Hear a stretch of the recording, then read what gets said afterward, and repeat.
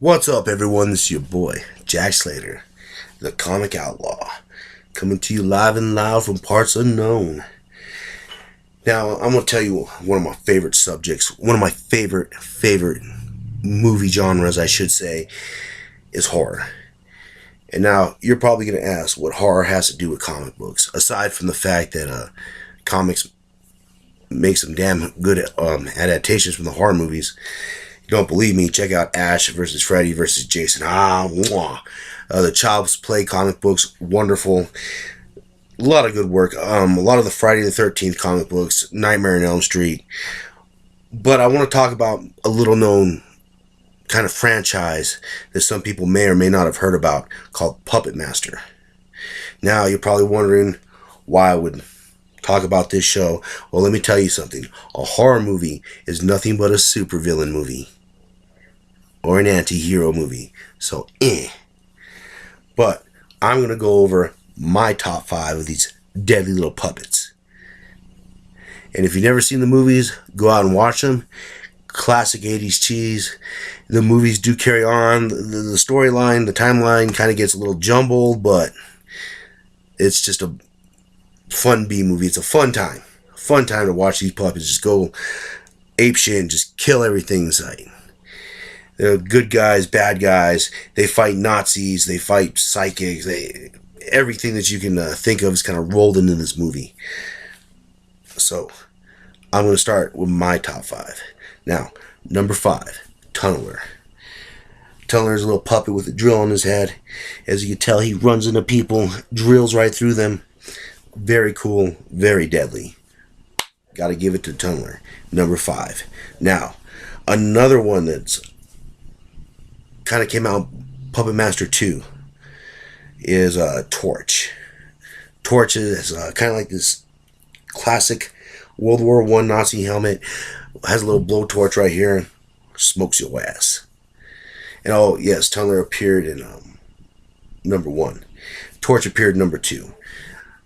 Torch has this cool thing that before he smokes you, his eyes light up and boom. You're going to be feeling the fire on that one.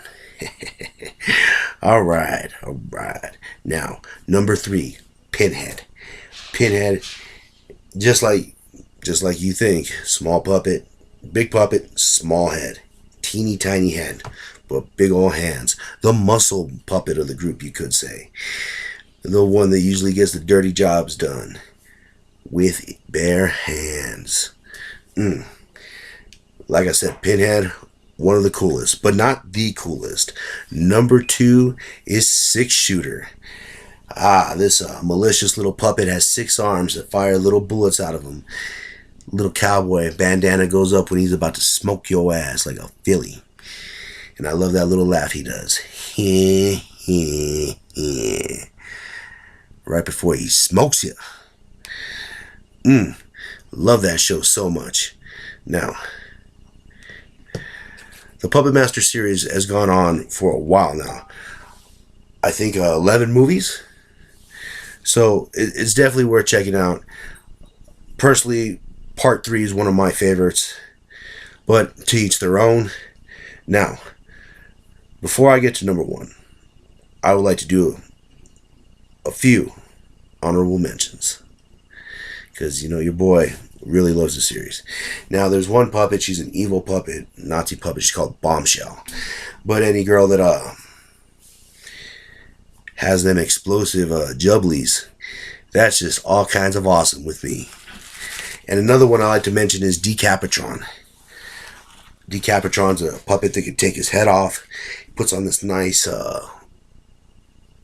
eyepiece, sort of like an electro ball, fires it out. I think he was mentioned in Puppet Master 4. Bombshell was mentioned in Axis of Evil. Now, you're probably wondering who number 1 is. Well, my favorite puppet is Blade. Blade has that classic black hat, black trench coat. Blade for a hand, Hook for the other. Kind of the de facto leader of the group. He takes no crap from anyone. And if you step to this puppet, he will shank you. Yeah. Now, that is your boy's top 5 count for Puppet Master puppets. If you've never seen the movies, check them out. Very interesting to see. Give them a shot. Hell, they're no worse than Jason Takes Manhattan. Alright, it's your boy, Jack Slater. Hit me up sometime. Jack Slater at the Comic Outlaw. See ya.